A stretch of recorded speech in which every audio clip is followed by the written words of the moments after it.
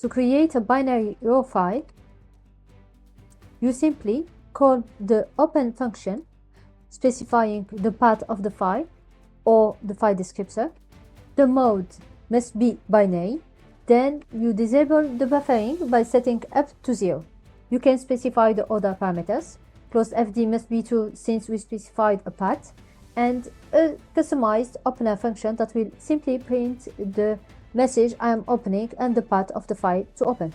So here our myOpen function, the customized opener, it will print I'm opening and the path, then return the opened file. To know the type of our created binary file or raw binary file, we will simply call print with the object as a parameter.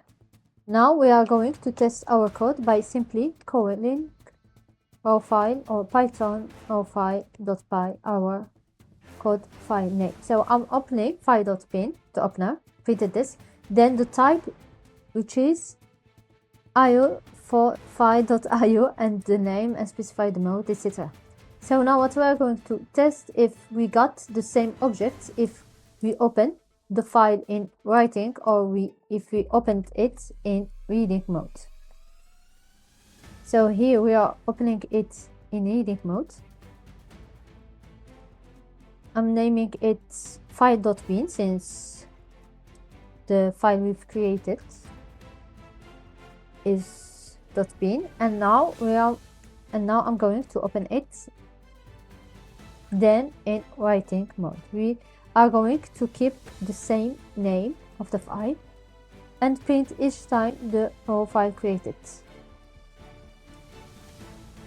I didn't close the file, I should have done so. So the type of the file is always io.file.io,